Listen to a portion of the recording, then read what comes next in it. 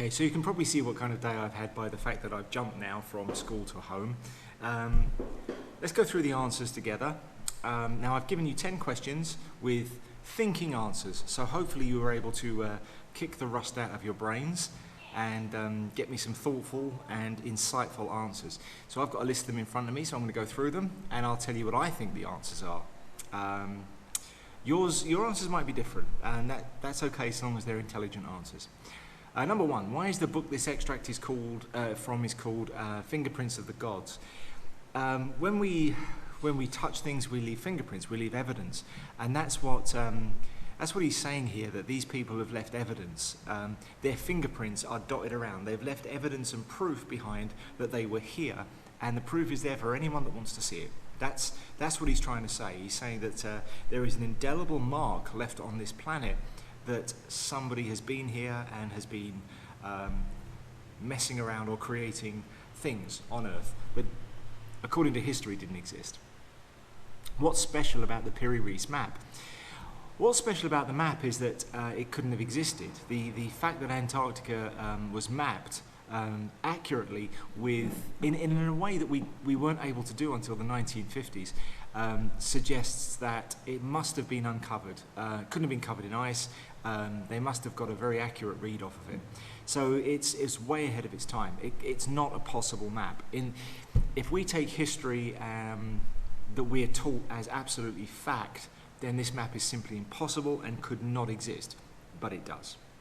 How old is the ice meant to be on Antarctica? It's meant to be millions of years old. It's meant to have been there for countless eons. And according to science, we can go down, we can take ice core samples, and there it is. They're thousands and thousands of years old, millions of years old. And the fact that this map exists suggests that none of that is true.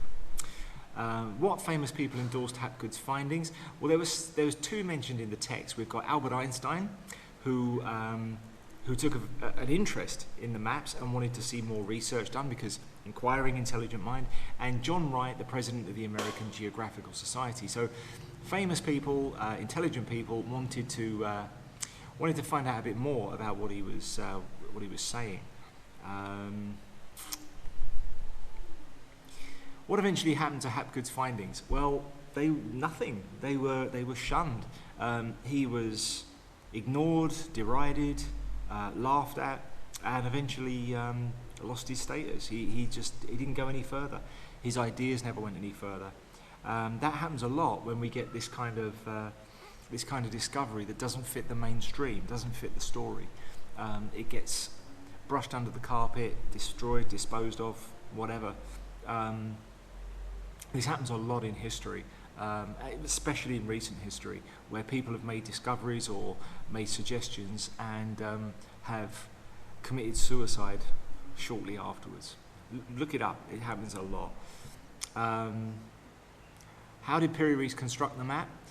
Not through his own personal research. He left text on the back of the map that said all he did is construct it from older antique maps. So very, very old maps that were passed down from at least Constantinople, which was a centre of learning, passed on from Alexandria, and these date back hundreds of years further. So these maps were ancient when they found their way into these places. So all he did was put them together, copy onto one map. So all he did was compile these other older maps into one solid map. For what reason do you think there was no further investigation into this map? So why do you think it ground to a halt in 1960? Now a lot of you are going to have different answers to this. For whatever reason, people chose not to investigate further. They chose to.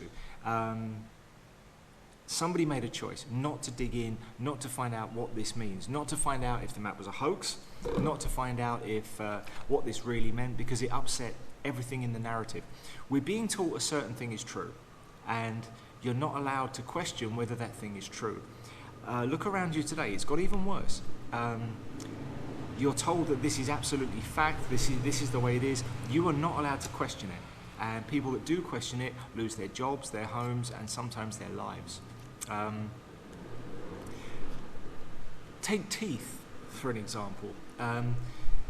Modern science tells us that there are four 4 ways for blood to enter and exit your teeth. Your teeth have 4 blood channels. Modern science actually says no, there's over 200 much smaller channels. Dentists simply will not believe it. They don't want to believe it. They refuse to accept it because they've been taught that there's only 4. So it doesn't fit the narrative. And I read an article where they charted the fact that root canal surgery has a 100% correlation with rates of cancer, because we're injecting toxic poisons into somebody's head, because we're ignoring the way that the teeth and jaws and humans actually work. So we're injecting carcinogenic chemicals into people's heads to kill off nerve endings, which is causing huge problems, but mainstream technology and science ignores it. And this is the reason why, because you're not following the narrative. You've got to follow the narrative. How did the US military confirm the map was correct? The map was checked against seismic research.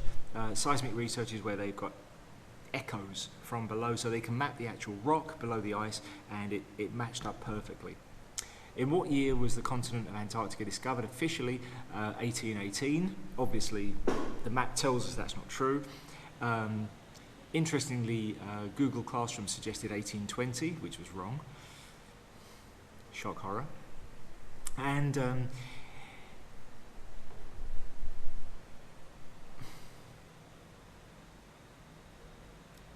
I don't understand this question. Hold on a second.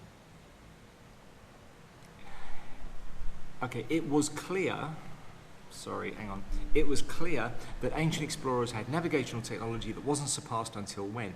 So we're saying that these ancient explorers went from pole to pole, they went right around the globe, they explored the continent of Antarctica with technology that we have no idea about. When was their navigational technology surpassed? Sometime in the middle of the 18th century. So there's no way the Piri reis map, which dates back over 200 years before that, could have made sense. These people simply didn't have that technology. So the ancient explorers, and we're going back thousands of years, they had technology way more advanced than the people than Piri reis had, because they had to have to make that work. So they're the answers as I see them. You might have come up with slightly different versions of it. But what this is clear evidence that the scientific narrative doesn't always hold up. It doesn't often hold up, but for some reason we're taught this dogmatic version. This is why I keep saying that science has become a dogmatic religion. We're not fighting to find the truth anymore. We're fighting to uphold the narrative. Science doesn't work like that. It should never have been allowed to get this bad. Science is supposed to be an irrefutable search for the truth. And what we know today isn't going to be correct. Almost everything we know, nothing that I'm telling you right now is correct. It's only based on the evidence that I have, which is going to go out of date eventually when we discover more stuff. And that's fine. Science is meant to change. But we've got these stories in place, and all scientists are doing are looking for evidence to support their theories, not to build a basis of fact. And that's very dangerous, and it's getting us into trouble because we're not learning, we're not moving forwards. Evolution has been disproven. We've mapped the DNA. We know that evolution can't exist. We know that. And we've got no evidence that it ever did anyway. It's based, as I've said before, on punctuated equilibrium. So we've got hominids increasing brain capacity by 20% overnight, over and over again. And science's answer is, well, there must be a missing link, we just haven't found it yet. So we're basing our understanding of science on missing evidence. And everyone's okay with that. And when we do come up with evidence, it's treated like it doesn't make any sense. We're living in very strange times. I've never seen the world so crazy. The world is absolutely going crazy. I've never seen anything like this. Nothing about the world I live in right now makes any sense. Common sense has gone out the window. Nobody's thinking anymore. It's crazy. It's really crazy. People I thought I knew and understood are doing things that I just think is absolutely insane, and they don't even have an answer. When I say to them, why have you done this? They don't know. They just don't know. It's crazy. And this is the kind of reason why. There's a narrative and we're following it. And if you take it back to the idea of We, being a manufactured species that's designed to be docile and conformist.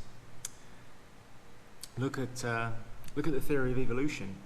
Charles Darwin himself said, human beings do not behave like wild animals. We behave like a domesticated species, like we were built to conform.